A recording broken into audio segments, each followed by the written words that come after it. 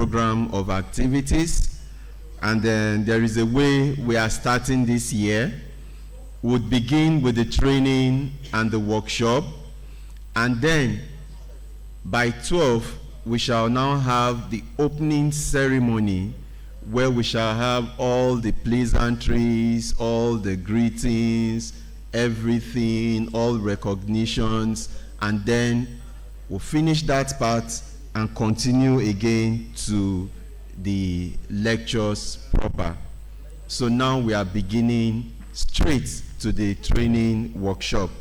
So ladies and gentlemen, I welcome you all to Managing Road Infrastructure Assets for Sustainability. This is a training workshop put together by the Nigerian Institution of Highways and Transportation Engineers in construction with the International Road Federation. Ladies and gentlemen, to begin this training workshop, may I invite to the podium Engineer Isa Usman Emawabinu, Fellow of the Nigerian Society of Engineers, to come up. He is the Chairman Planning Committee for this workshop. He will come up, tell us what we will be expecting at this workshop, and then we would introduce the lead instructor, who will commence with the first item on the agenda, which is Introduction to Roadway Network Components. By 12, we shall have all the other pleasantries and the national anthem and every other thing to start with. Let's kickstart by getting the introduction and then having some networking and tea break, and then we'll start properly with the opening ceremony. Please, a round of applause for Engineer Isa Emawabinu, FNSC.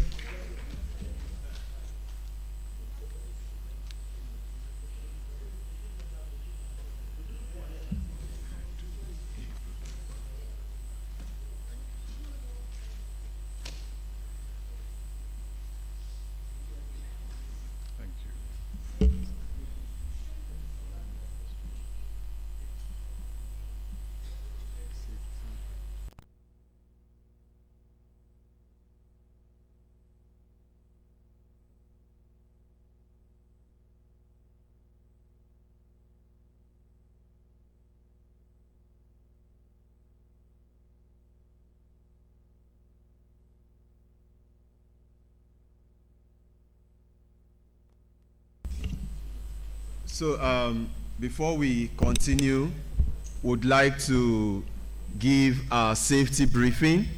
We may still do that. I don't know if media has it. Please, if you have the safety briefing for NSE, for this hall, you can play it for us, and then we just watch it so we know how to move and how to do some of our personal activities. Thank you.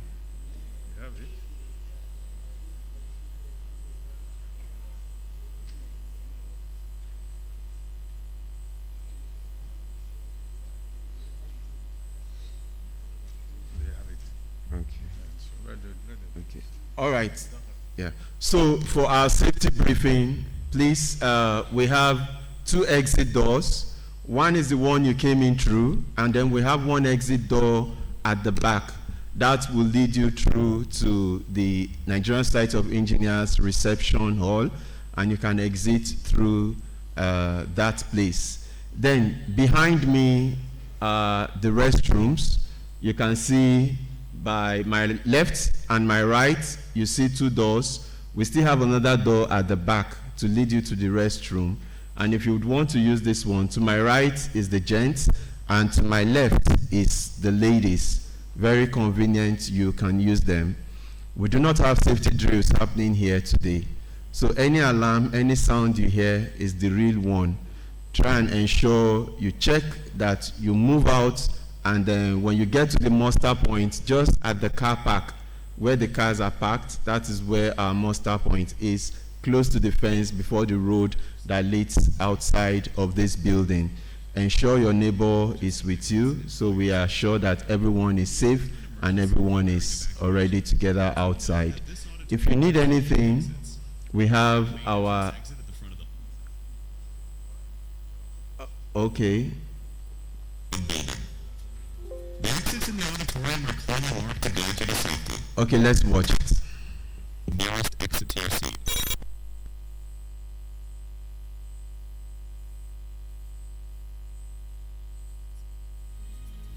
Once outside, proceed to the designated assembly point located at the extreme end of the car park to the rear of the building.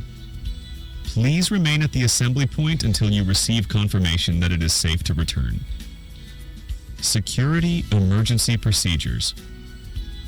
In the unlikely event of a security emergency occurring, please remain calm as the building will go into lockdown mode.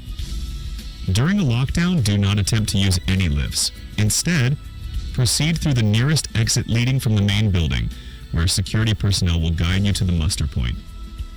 Please remain there until the announcement is made that it is safe to go back in.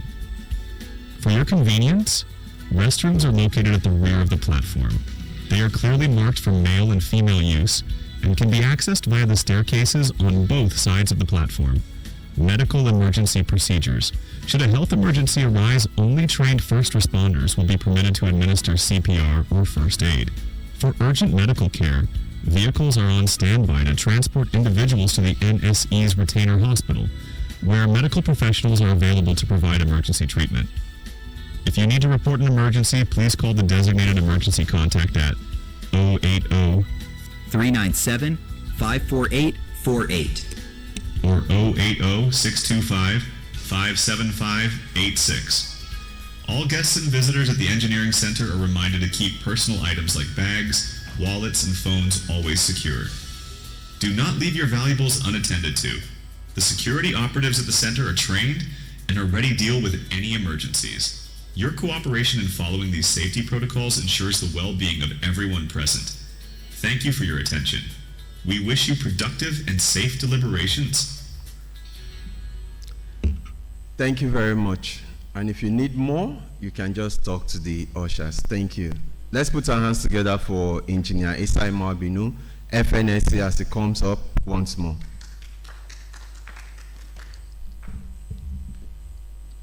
I wouldn't know whether the protocols have already been set, but I think that will be established when adequately we are opening the opening ceremony at about 12 o'clock. But we want to follow up with the timetable we have for this training. I want to be as precise with time and precise with everything. It's an international training program. I want to maintain that standard. Education is very important. The more you know, the more you're able to practicalize and apply on your daily basis, on your professional basis, the more you're able to achieve. Nigeria Institute of Highway and Transportation Engineers over the years have continuously relied on getting the best training program anywhere in the world for its members, for the highway engineers. And the reason for this is simply we want to excel in all that we do. We will commence the training program now with the first lectures we have in the morning. The one starting 9 o'clock to 10:30. Then we'll have a small tea break. All the other processes follow exactly as you have it in your program. It's well detailed out in your program. We hope to really follow it exactly as it is on your program. I think there will be later some kind of time for additional speeches or so on. But now it's my honor and privilege to invite the late speaker, whom I think I want our lead MC to properly identify and bring up to the top table so that we can commence the very first lecture. Thank you very much. Thank you.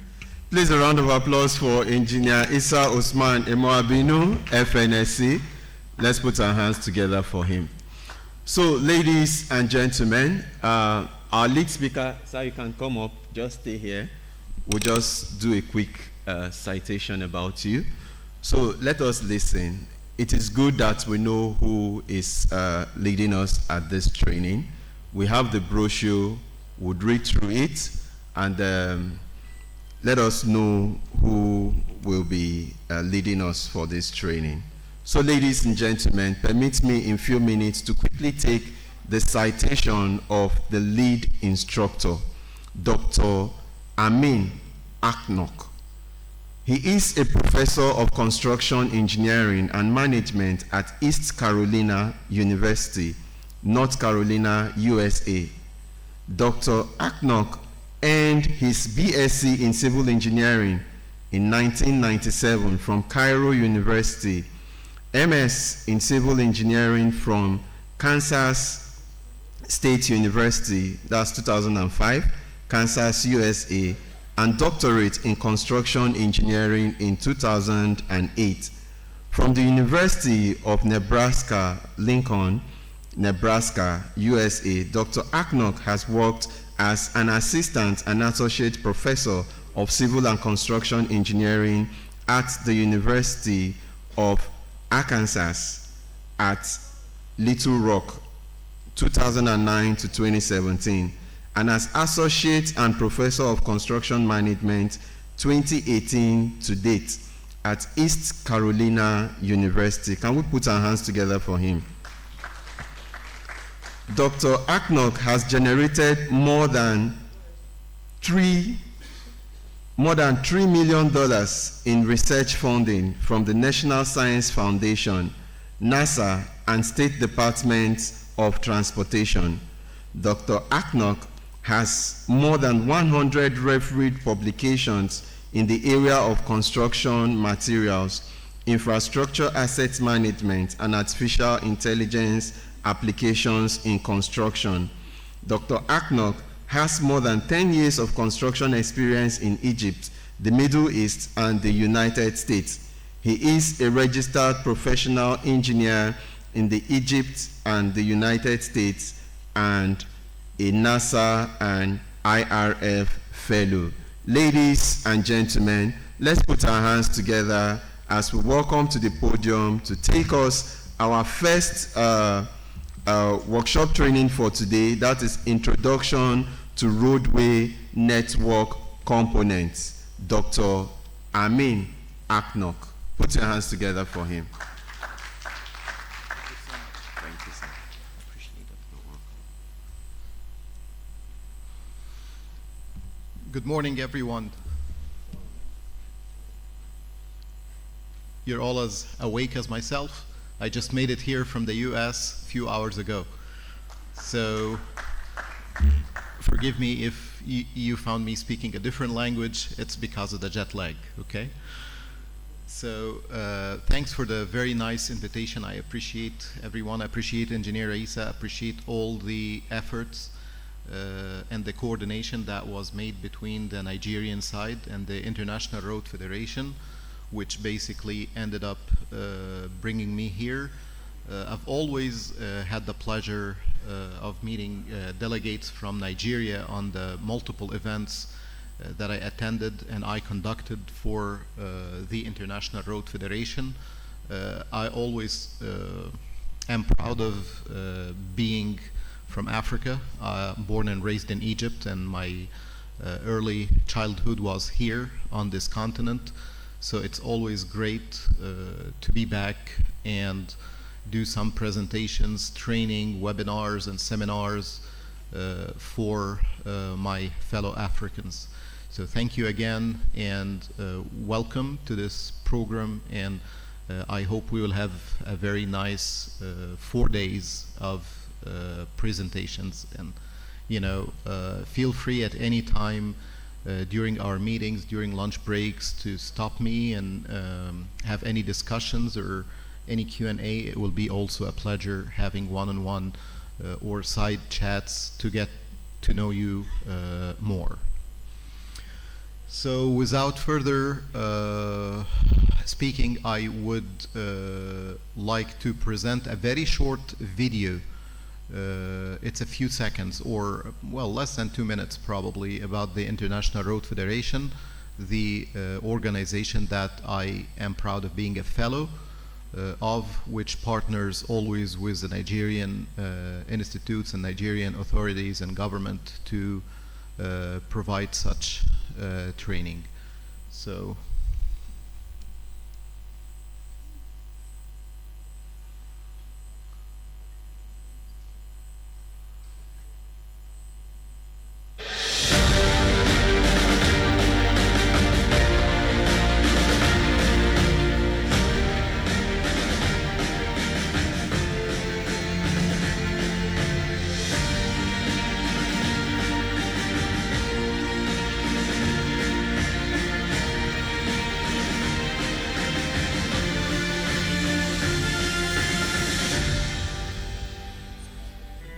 We are the International Road Federation.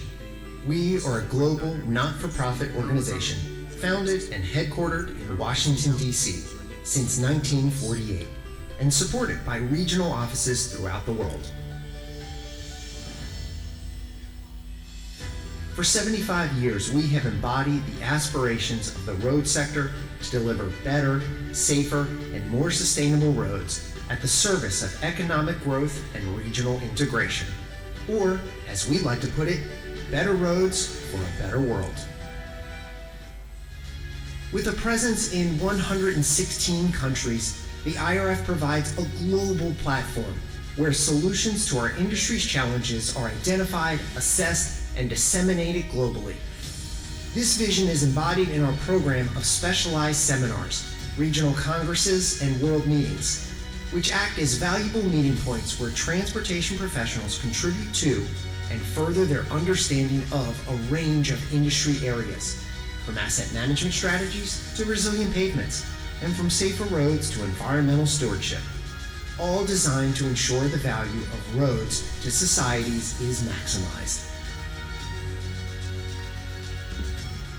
IRF is committed to championing innovation on a global scale.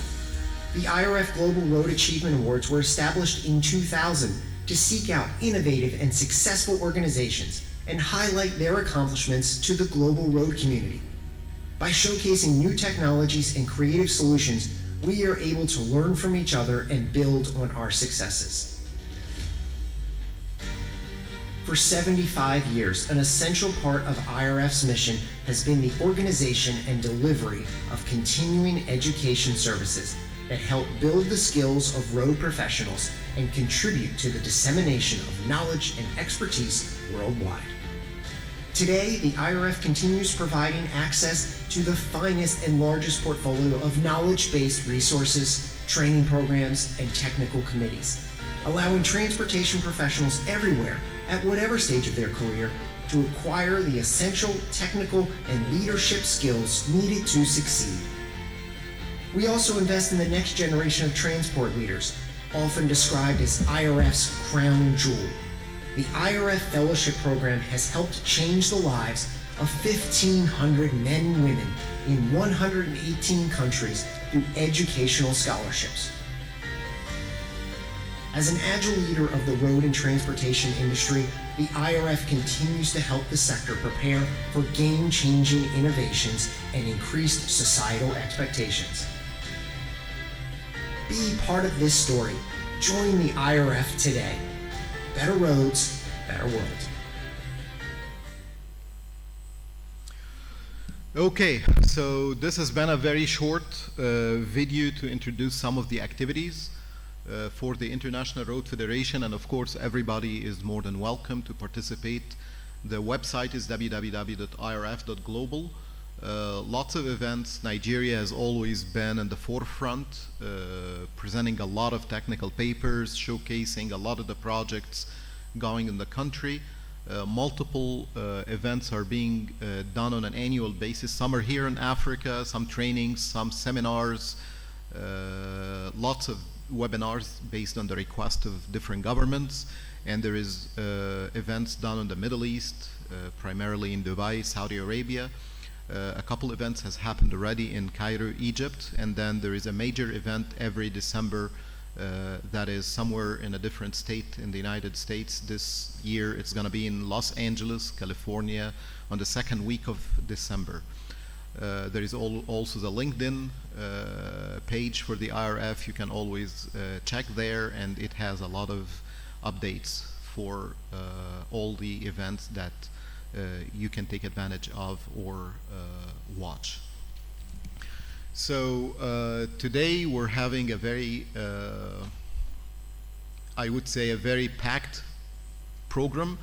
We're having 3 heavy presentations. Our first one will be starting right now. It's on the introduction to the roadway network components. So basically,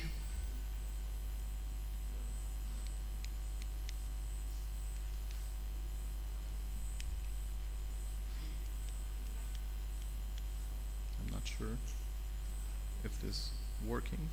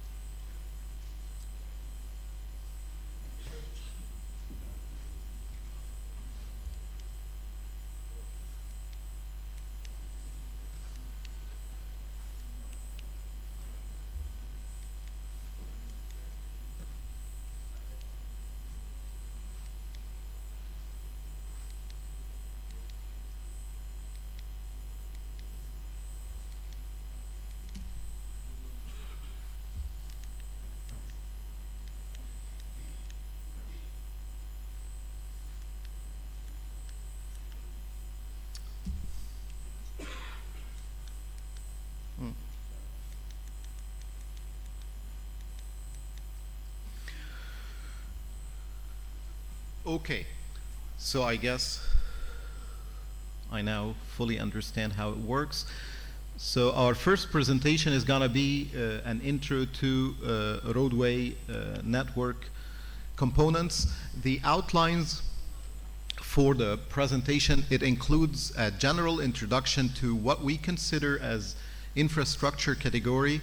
Again, thinking of where I came from in the United States, we do deal with lots of things that belong or owned by the state or the federal government that falls under the title infrastructure. I'll briefly introduce some of those before hitting our main target, which is the transportation infrastructure, that is basically our road network, our bridges, and our tunnels, and then how we can perform assessment for the conditions of these infrastructures and the different distresses which we face, which provides a lot of, or introduces a lot of the deterioration that we can see into our infrastructure network. And I'll briefly mention some of the causes for this deterioration. Now, you know, usually in this size of rooms, it's a keynote speech. You know, I'm not used to giving training to this huge number. But again, if anyone feels I'm speeding a little bit, or you have some sort of confusion of what I'm saying, please feel free to stop me and let me know that I need to go through something again, okay? Or if you have a question that you want to ask, feel free. You know, that is the intent of any training, is everybody should leave the room feeling very comfortable of the material that he or she has received. So infrastructure, basically by definition, it's any physical or economical foundation of a nation, right? So if you can think about road networks, that is in the forefront, bridges, tunnels, you can think of even power lines, you can think of internet, you can think of telephone service, you can think of sewage, railroads, parks, and recreational activities, you know, where it is held. You can think of harbors, airports. So all of these falls under the word infrastructure. It's anything that keeps the country basically going and running. Now, in today's world, whether we talk about the United States, you talk about rich countries in the Gulf states, like, talking about United Arab Emirates, Saudi Arabia, talking about the top nations in Africa, like, Nigeria, South Africa, and Egypt. Everywhere on earth, we are facing troubles with the huge demand and the increase in demand on every aspect of our infrastructure, and the money shortage, whether the money to keep up, increase our capacities, building new roads, building new bridges, building new tunnels, or the money to preserve and maintain our infrastructure in a good and running condition. So for this reason, there is lots of avenues for research which is going on to hopefully minimize or bridge the gap between what we need and what we have in our hands. And this gap, I mean financial first, and then human resources comes next. So one of the things is a lot of work on how to increase the lifespan of new projects. Like, if we have an interactive discussion now, if I asked you what is the life or expected lifespan of a road project now on the 21st century compared to the lifespan of the same road project, same size road project 50, 60 years ago, what will be the answers? Anyone think of an answer for this? Okay.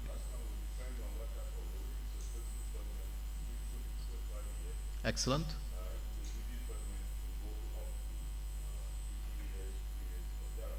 Yeah, let's consider the flexible pavement, asphalt concrete, to 2025.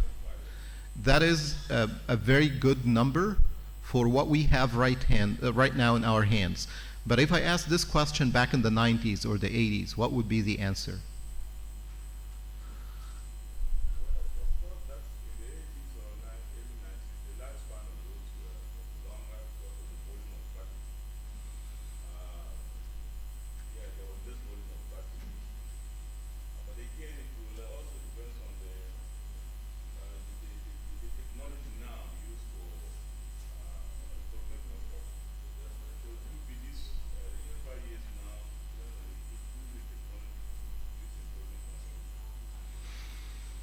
Okay, but if everything has been the same, traffic-wise, the capacity of the material back then could have been much weaker, right? With more research, we're coming up with durable materials. So basically, I mean, talking about what we learned back in late 90s, early 2000 in the United States, everybody was talking about 15, maybe 20 years for a roadway project. Now with the development and the super pave, and we will have a presentation about this new materials, and then roller compacted concrete, everybody is talking about 25, maybe 30 years. Even for rigid pavement, it goes close to double this, right? Bridges, until the very beginning of the 21st century, by law in the United States, it was 75 years old. Everybody talks about the bridge, the full lifespan is at 75 years. Now we talk about 100 to 125 years. Talking about tunnels, we were talking about 100 to 120. Now everybody probably think of stretching this to 150, 140 to 150 years. So all of this because of new research that targets the increase in lifespan. Once you increase the lifespan and you try to maintain the same level of funding, that results into a lower life cycle cost, which basically ends up saving money to the government and providing better level of service for the commuters every day on the bridge, on the road, or on the tunnels.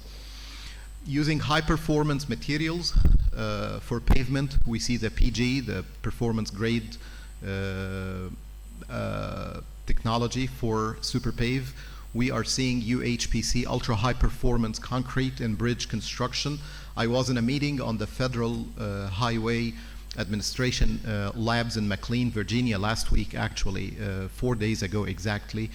And they were talking about concrete that is in excess of 250 MPa in compression at 28 days. So think about the inclusion of this 250 MPa. This is about 7 to 8 times the normal compressive strength at 28 days for concrete that has been traditionally used back in the 80s or early 90s. So think about the impact of this on the level of our roads, our bridges, our tunnels, even our any type of infrastructure that is using the high performance or ultra high performance materials. Other trend is using recycled materials. I'm not sure. I think in Africa there is a very high trend in this. In our industry, the use of RAP and RAS, recycled asphalt pavement, recycled asphalt shingles. So all of this, it's basically based on the green movement, minimizing the carbon footprint, minimizing the waste, and cutting down the cost of construction or the cost of maintenance for our new projects or for the maintaining the existing infrastructures. Now, according to the American Society of Civil Engineers, right now they introduce 18 categories. I'm here listing nine important categories of them.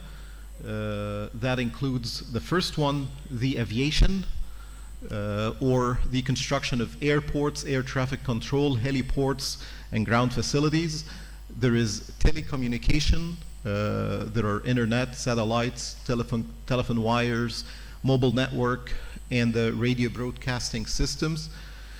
Now, bridges, and I have to stop here because this is a very important component of our training.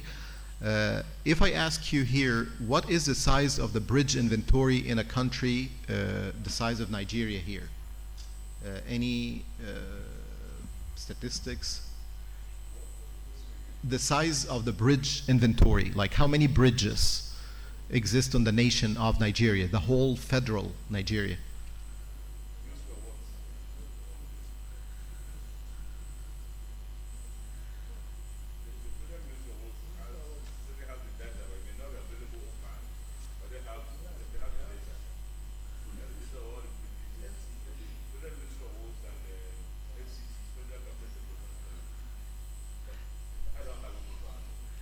Okay.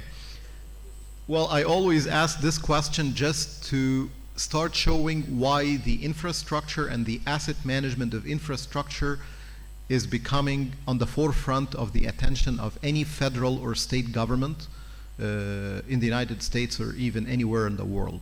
Just to put some numbers, can you make a guess how many bridges are there in the United States, talking about the whole continental plus Alaska and Hawaii, so the 50 states? Any number, any guess?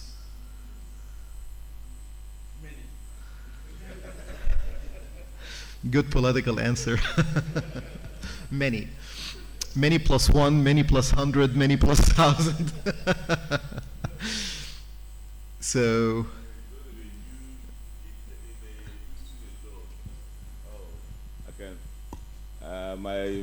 Sorry, can I sit down? yeah, sure. In Houston Sure, alone. sure.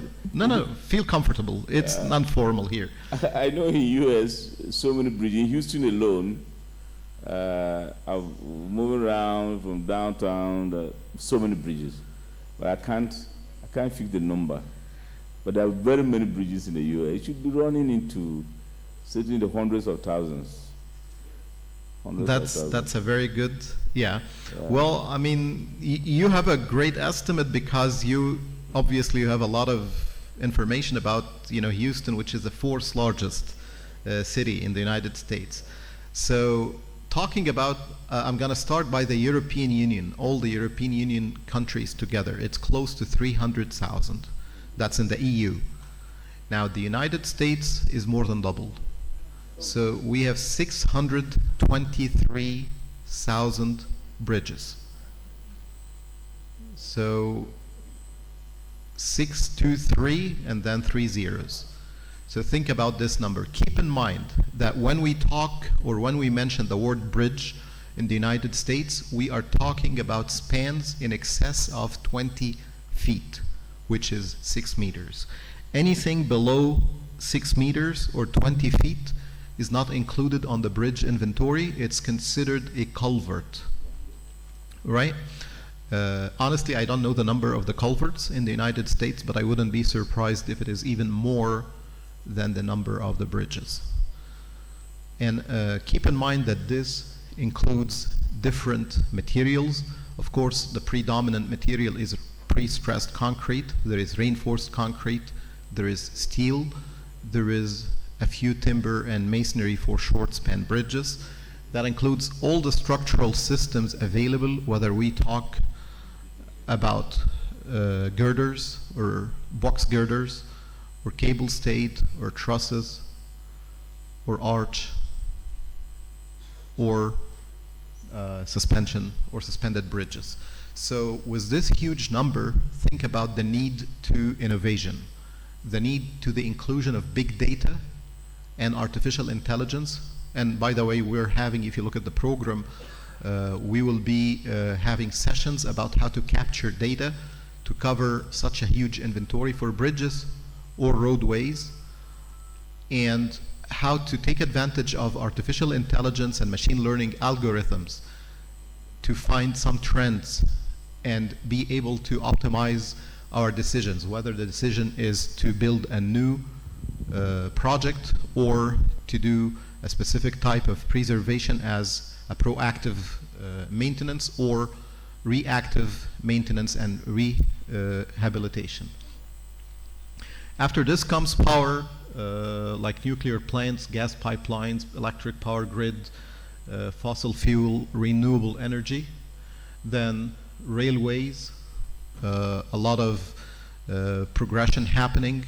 I know in Africa, I know in Egypt, there is a huge improvement on railroad for human and for the transportation of cargo. Then the jewel or the crown jewel, the roadways. Let me ask again the question, how many kilometers or miles of roadways are there in Nigeria? 200, like close to 300,000 kilometers or miles? Kilometers. And that includes every aspect of roadways, whether we talk about interstates, freeways, including low volume roads, like rural.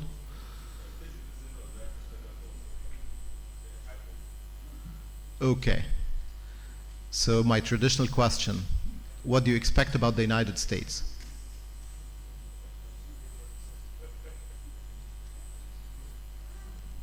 Again, I use this as an example. You know, keep in mind, United States is not to be compared with Nigeria or Egypt. United States has to be compared with Africa, right? It's a continent. So it's kind of a little bit unfair to think about your country or my country, country of origin, and the United States, because we compare one country by, you know, a whole continent. That's unfair. But, you know, let's put things into perspective. How many miles of roadways? And here I consider low volume, high volume, rural, suburban, urban, everything. What do you think?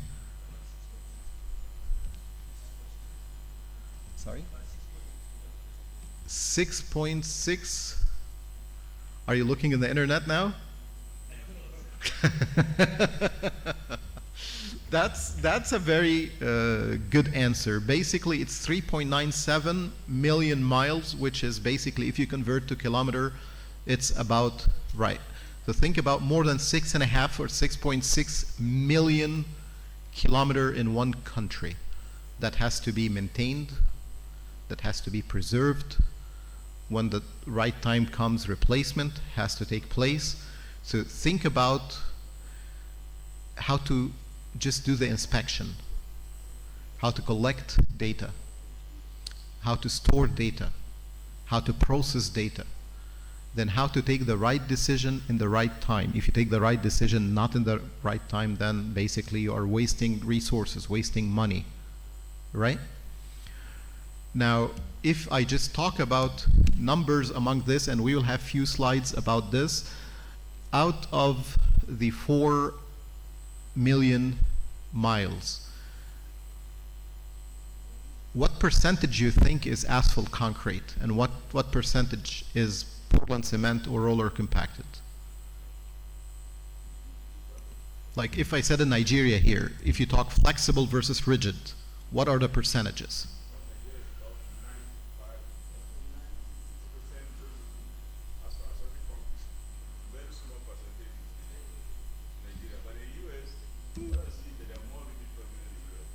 Well, it's a new trend, yes. It's started to increase, but generally we are not far off. Like the last statistics, it showed 93% are flexible and 7% are rigid. And you know, there are multiple states in the United States that has 0 rigid. And there are lots of states that has the percentage. I would say 46 of the 50 states has flexible pavement above 90% on their roadway network. So asphalt concrete or flexible pavement is having the lion's share, whether for the old construction or for the new construction, for obvious reasons, and we will talk about them in details when we start to speak about the design and the maintenance and the life cycle of the roadway projects. Now, water and infrastructure with water like pipelines or water lines, wells, treatment plants, septic tanks, stormwater drains, etc. All this are part of the infrastructure. Waste management, I'm not going to go through this, and recreation facilities. Just in short, what I wanted to mention that the word infrastructure has a more global meaning than what we think. But because we work in the Ministry of Transportation, I think everybody here in the room is a civil engineer, right? Or predominantly civil engineering? Yeah, so I'm a civil engineer, so I'm so fanatic when it comes to civil engineering. So we're always focused on roadways, on bridges, and tunnels. But you know, generally speaking, infrastructure entails much more or much bigger than this 3 words. Now, what makes, and please think about this slide, because this is very important. You know, one of the major advantages of living in the United States is that I learned how to create specific standards and how to have a unified vision. Think about a country the size of the US, 50 states, that, you know, literally you can spend 5 days driving at 100 miles per hour just to go from New York in the east to California in the west. That's 5,000 miles is the distance between the east coast, Atlantic, and the west coast, the Pacific. And despite of this huge distance and all the non-homogeneous population of all the races, all the cultures, all the languages, they succeeded in creating a melting pot with unified standards, including the standards of how you evaluate your infrastructure across the 50 states. So one of the major entities is the ASCE. We all know what ASCE is, American Society for Civil Engineers. They represent like a non-biased entity. It's like we're here on the equivalent, right? The counterpart of the ASCE, the Nigeria Society of Engineers here, right? So exactly. So the ASCE, they have their own evaluators and they are deployed with very unique and unified standards to the 50 states. And what they develop is a report card. It is like a student, a graduate student or undergraduate student report card. And they give a grade for every type of the infrastructure in every one of the 50 states. And then they have an overall, you know, grade for the infrastructure. That grades, it ranges from A all the way through F. So A, it is basically how you receive your infrastructure from the contractor. That is basically perfect condition, it's fit for the future, it is having very high functionality, and it is resilient. And the word resilient is now a new term that is being used within the United States, and they are working in developing an exact definition for the 50 states. I'm one of few engineers across the states who are selected by the federal government to get a terminology or get a meaning for this term. But the closest thing, and basically that also matches a Chartered Institute of Engineers in the UK, it is basically a resilient structure or resilient infrastructure. It's not how it is good now, but it is how to restore its functionality if it was exposed to something that is heavily wrong. Like, you know, in the United States, there are wildlife fires, there are huge seismic effects, there is hurricanes and tornadoes. So let's say you have two perfect highways, both are in A condition, but then one of them basically, let's say, is not designed with proper, I would say, support. If you have, let's say, mountains or some slopey ground next to it, then basically if any landslide happened, this one is going to be devastated, and it will take much longer to restore its functionality compared to the other one, which probably could be on a leveled ground. Then you have to consider this when you do the evaluation for your infrastructure. It's how would you restore functionality, or how quick you would restore the functionality when a problem happened. That is the term resilient. So A had to be, we have to consider the resilience when we assign a grade A. B is probably good and adequate for now, but you are starting to see some signs of deterioration. C, it is mediocre. Maybe it's functioning now, but severe signs of wear and tear are there, and you are getting close to the danger or the dangerous zone where you have to think about some serious maintenance. D, it's poor or at risk. And then finally F, it is in a failing condition, which basically would never be acceptable. Oops. So just to show you, if we implement these A, B, C, D, and F grades on the infrastructures, what we care about, the transportation infrastructure. So first, the roadways. Now in the US, think about, as we said, close to 4 million miles. 40% of these are in poor condition. And when I mention the word poor, I'm talking about C and D. It's not failing. So basically mediocre or poor, C and D, are representing 40% or 1.6 million mile. That is more than, or almost 2.5 million kilometer of pavement are in poor condition in the United States.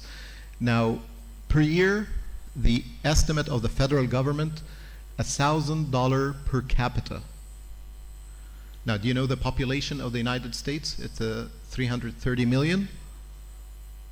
So you multiply 330 million with 1,000, what's the result? 330 billion. Now, what's the GDP of Nigeria? I know for Egypt it's about 400 billion. I think Nigeria, South Africa are in the neighborhood, right? Yeah, so it's roughly about the whole national GDP of a wealthy country like Nigeria is being wasted in the United States because of how poor the infrastructure, only one type of infrastructure, which is roadways, is. I'm just trying to give examples to show you the size of the problem, which is, again, I use the US a lot since I live there, and they are the kings of data. They have a lot of data, so it's very reliable or very comforting to use their numbers, but whatever is happening there, it reflects on the whole world, including our continent here in Africa, or my country of origin, Egypt, or Nigeria. 36,000 people are dying every year, and 17% of the commutes currently are being made in poor condition. That is up from 15%. So the problem is not only existing, it's also increasing, despite the fact that lots of research, lots of financing, and lots of new technologies are being deployed. Because again, population explosion and huge pressure on the infrastructure, whether the number of commuters, the vehicles, the vehicle loading, etc. Now this chart, if you look at it, the largest number that you can see, or let's put 40%, or that light green one, it's in good condition. Everything else is not good. So close to a total of 60% between average and below average. Again, that shows us how serious the problem is. Now, what are the reasons? And these reasons fit everywhere in the world. Number one, the environmental attacks. Every country is suffering from specific environmental factors. I mean, here in Africa, it's probably hot weather. In the United States, hot weather on the southern region. There is extreme temperature in Florida and Texas, South California, New Mexico, but there is always the other extreme up north, close to Canada, where you have frost heave per se. We're all aware of what frost heave is. Are we aware what frost heave is? Yeah, we don't teach this in the Middle East or in Africa or in Egypt because of, we don't have that. But I mean, generally speaking, if you think about, underground water table, which in some locations could be very high, close to the ground, when it gets colder, what happens is water freezes. Think about if you put a bottle of Coca-Cola or water on the freezer, what happens? Convert to ice, it explodes, right? Because it expands. So if this expansion happen on the underground water table and it's very close to the surface, that would affect your sub-base and base, or it would affect any foundation in a regular residential construction. It will be pushed up or elevated. Now, once the heaving happen, or the snow melt, or it starts to restore its liquid nature, it will drop down again. So what's going to happen now? There will be some settlement happening. Now, would this settlement happen on a uniform basis? It's not going to be uniform, right? So it will be a differential settlement. This differential settlement would result into stress concentration, which simply result into, cracks or structural failure. Now, runoff, I assume Nigeria, you have seasons of rain. We are in a rainy season right now in Nigeria, right? So this runoff problem is huge. It's a massive problem that results into erosion and lots of failures in roadways and even on bridge network. Now, sun rays, heavy sun, I'm not definitely in Nigeria, you have it here, but will it impact a raveling of the roadways? Do you have the raveling problem, like the decay of asphalt and dislodgement? Yeah, that's basically because of the sun rays, and it shifts the flexible nature of your flexible pavement or asphalt concrete into being rigid, and this rigidity results down the road into the dislodgement of the coarse aggregate from the asphalt, especially under the friction of the tires, right? And that's a major de-stress happening into our roadway network. Now, this environmental impact happens through oxidation, loss of volatility, or flow in hot weather. I mean, do you have the asphalt flow problem here in Nigeria? Like, I've been through the Gulf made training in multiple states. They started to see it in Dubai. In Saudi Arabia, they definitely see it in some locations. Now, the number one area that sees this is Kuwait, the country of Kuwait, because in quite often they can see a temperature of 50 plus or 55 plus actually in Celsius. So that results into the flow problem for asphalt concrete. Now, frost, I mentioned this, settlement and heave. Now, these are some of the pictures which, again, you might not see it as a result of heave in Nigeria, but basically we see this quite often in northern states in the United States, talking about Detroit, Michigan, which is the capital of car industry in the world, actually. And ironically enough, they have huge heave problem on their asphalt right next to Ford and General Motors. This picture is being taken because of, you know, the heave problem. The temperature there goes to 30, 35 below zero in the winter in Detroit, Michigan, at the border with Canada. Now, this is the other extreme, flow or heat, and this picture is taken in Kuwait at a temperature of 55 degrees Celsius. Now, traffic wear, basically the number, like I remember back in the days growing in Cairo, Egypt, our professors in transportation engineering were talking about a 1.5 million vehicle back in early 90s in Egypt. Right now the number is close to 6 million.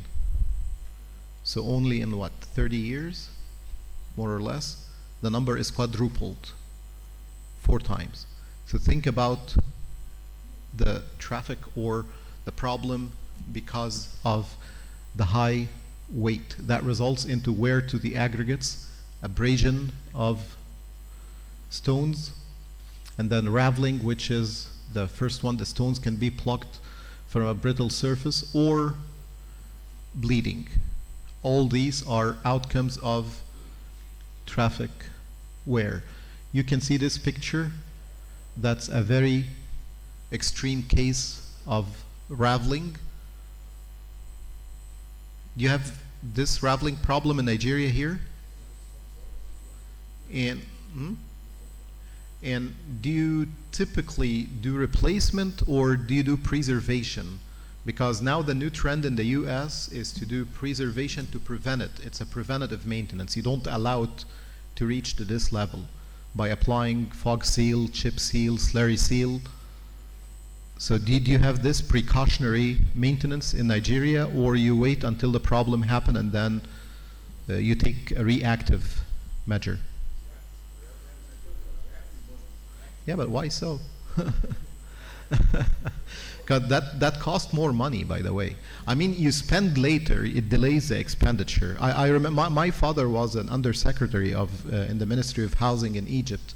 And unfortunately, same thing happens in Egypt. They wait until the problem happens, and then they start taking, in part because money is not available all the time, so they try to dedicate it to wherever a problem is existing.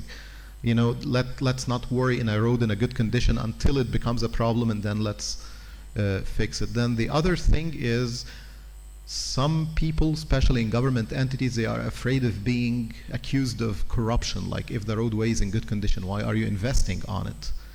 You know, that was also a point. And still in the US, some people say, like, if it's in good condition, why are you spending money maintaining it? Well, but it's like giving a healthy person vitamins just to keep him healthy for how long you can. So this is always a point of debate, whether you should wait for the problem to happen and react, or be proactive and fix it beforehand.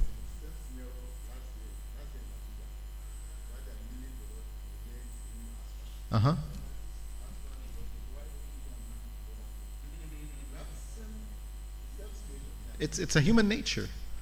It's a human nature. You hear it all the time, whether it's in the US, in Egypt, or in Nigeria, even the Gulf states. You know, the same, I was so surprised when I had this course in Dubai probably a couple months ago, and I spoke about the chip seal and the fog seal, and they said, why? Let's keep it, you know, and even, you know, Dubai, it's one of the wealthiest places on earth, right? But they said, we don't want anybody to accuse us of doing something wrong or spending money on a roadway in a good condition, so let it deteriorate, then we fix it.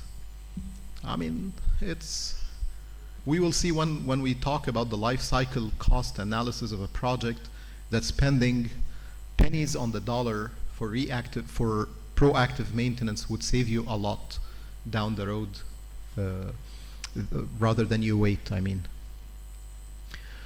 So, rutting, I guess it's a big problem in Nigeria, because, you know, from where I see, I was mentioning to Engineer Isa, you have a lot of clay soil. So whether you have a bottom-up rutting or top-down rutting, both are existing on a global level. I had an interesting discussion with engineers from Iraq, actually from northern Iraq, close to the Turkish and the Irani borders, where they do have a lot of cargo going back and forth. They first thought the rutting is because of poor mix design, or the contractors are not doing a good job. So they started like having very high restrictions on contractors, and still rutting problems were happening. Then they figured out it's all bottom up. Basically the rutting happens because of how poor, not the soil is, but how poor they are monitoring the traffic and how poor they are monitoring the weights of the vehicles. So truckers, in order to maximize their profit, they double and triple the weights of the cargo they are having shipped from Turkey or from Iran through the Iraqi road network. So simply the sub base and base started to add more stress into the soil, the natural soil, the subgrade, and the subgrade started to deform non-uniformly, which basically caused a down-up rutting. And we will see down the road how to fix both problems, whether the top-down rutting or the down-up rutting. Then opposite to ruts, there is cracks.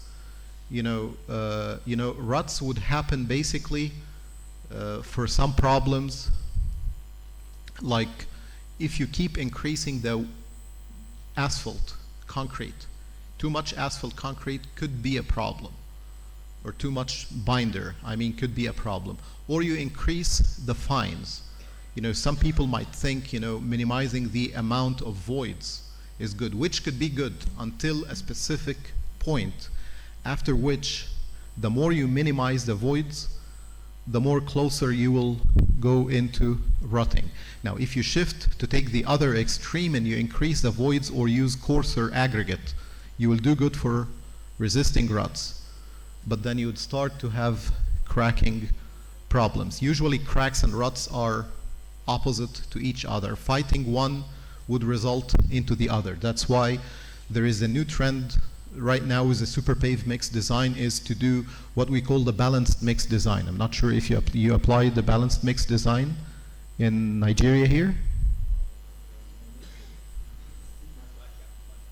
So not even super pave? But why? Why is that? Okay. Yeah.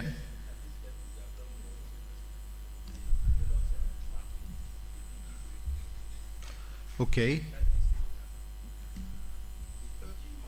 Yes. Well, but you're basically getting very close, because that's the most important step. That's what we did in the US back in like early 2000 or late 90s. Basically several thousands of weather stations were placed across the 50 states, and they collected data and they made the mapping for the PG, like the maximum and the minimum temperature. That is the first and the most important step. Then you're that close to applying the super pave. Now, after the super pave, there is also how to do super pave considering a balanced mix designed to balance between ruts and cracks.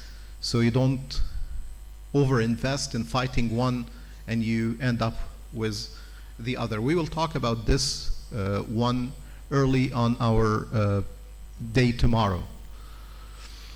So these are some pictures for traffic damage or damage to traffic due to rutting. And again, ruts, it could be because of top-down, poor wearing surface, poor mix design, contractor didn't do a good job, compaction was not good, the asphalt temperature during mixing or placement was not appropriate for whether for hot mix or warm mix asphalt. Or it could be the other way around, it's bottom up because the thickness of the layers were not adequate, or the ground was not well compacted, or you had very heavy loading which exceeds the design for the highway. Now the other example for traffic damage, cracking. Now I'm gonna go quickly. I know we have like 10-15 minutes. I know Engineer Ace is very strict with the schedule, so I will try to speed up to have the break on the right time. So here I'm stating the 617,000. This is a last year number. So 6,000 bridges are built over the last year. We are now at 623,000 bridge across the United States. Now the lifespans are 75 years. Now everybody is talking about 100 years. 42% are 50 years and older. That shows the amount of problem we are heading to. Now the rehab, only the rehab budget is close to $15 billion per year. Now, is this adequate? No. We need 60% more. So we need close to $8 or $9 billion extra. So we need basically to raise this number to close to $25 billion. This graphic here, it shows the good condition and then the average or below average. You can see the red one, the bad one is increasing with time. Why? Because of the budget deficit. So the more the deficit you have, the higher the percentage of the not good bridges you would expect to see. Some of the deterioration types, you know, concrete spalling is a major problem, whether because of poor design, because of accidents could be, or impact, freeze and thaw problem, and the use of de-icing salt in the northern states result into spalling. Now, steel corrosion, it's very, very common because the chloride problems or poor mix design, more voids results into higher permeability, or poor craftsmanship, or thinner concrete cover. You know, steel cracks, and when I teach the bridge preservation or maintenance course, talking about cracks, not all cracks are the same, but all cracks are bad. So some cracks are because of shear cracks, or flexure cracks, or torsion, or fatigue, but all of them are bad.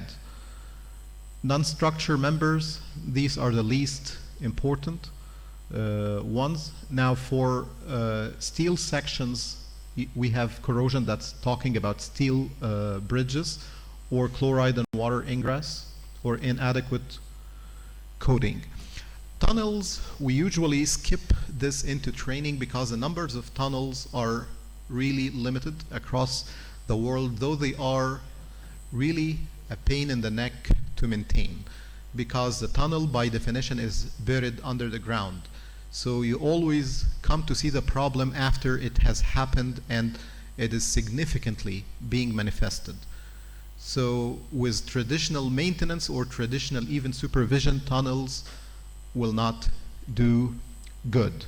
So technically in inspection, we rate them as good, fair, poor, and severe. We will see in bridges we go from 9 to 0. From roadways there is a PCI index, or pavement condition index, from 100 to 0.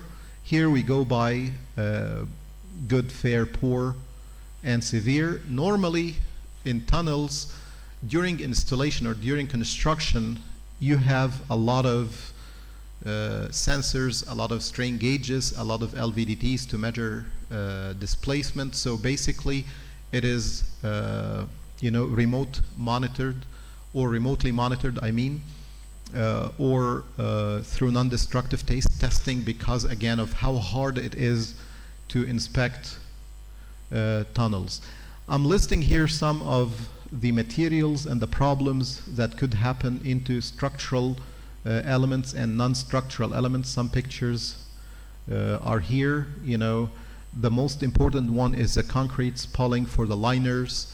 That's basically because of the weights on the circumference of the body of the tunnel, or because of geotechnical condition, or the existence of underground water table. Efflorescence problem is also a big problem when the mix design is not well. We have lots of cracking problems on the liners, then leakage and missing tiles, or these are all problems.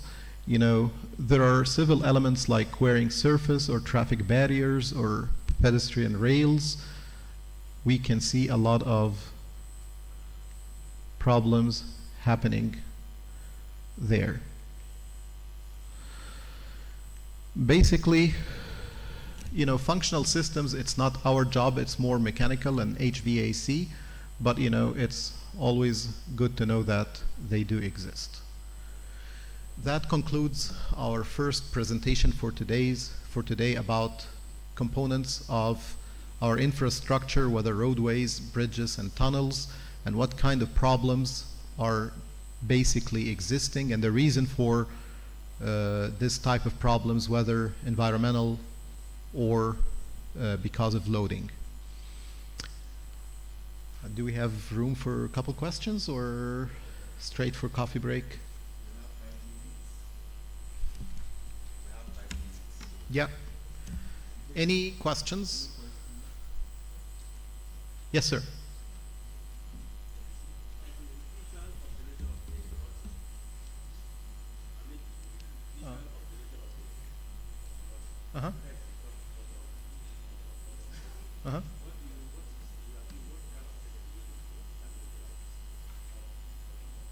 Preservation?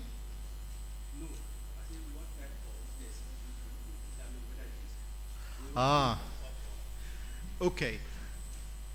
If the rotting is on very initial case, it will be very hard. I mean, you really either to use a ground penetrating radar to see the levels below it, and that would tell you if there is huge corrugation or deformation on, starting from the sub-base down, then that could be an indication of a bottom up. But if you didn't see that, then it's a top down. So it has to be some sort of invasive type. It's better than taking cores or, yeah, because basically you have to dig deeper. So either to do it like by coring, or you can use GPRs. And I'm having a presentation about data collection. One of the technologies that are being used, like if you are going above the surface, but this will not let you know, it will tell you if there is rotting or not. Basically the use of LiDARs, or LiDARs attached to drones. The LiDAR technology, when you have, now we are using that whether attached to a car or to a drone, and you fly it, and that can tell you if you have a rotting problem or not. But once the LiDAR tell you, it will not tell you the cause. You have to deploy a JPR, and the JPR can tell you if it is a bottom up or top down. Or you do destructive testing, like taking cores, which right now everybody is against this. That's a very smart question. Other questions?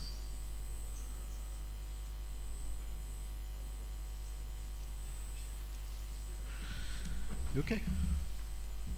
Am I right on time? Yes. Thank 2 minutes. you very much. Exactly. Please, can we put our hands together for Dr. Amin Aknok For those of us who are just joining us, Dr. Amin is a professor of construction engineering at East Carolina University, North Carolina, USA. Put your hands together for him once more. You can have your seats. Thank you.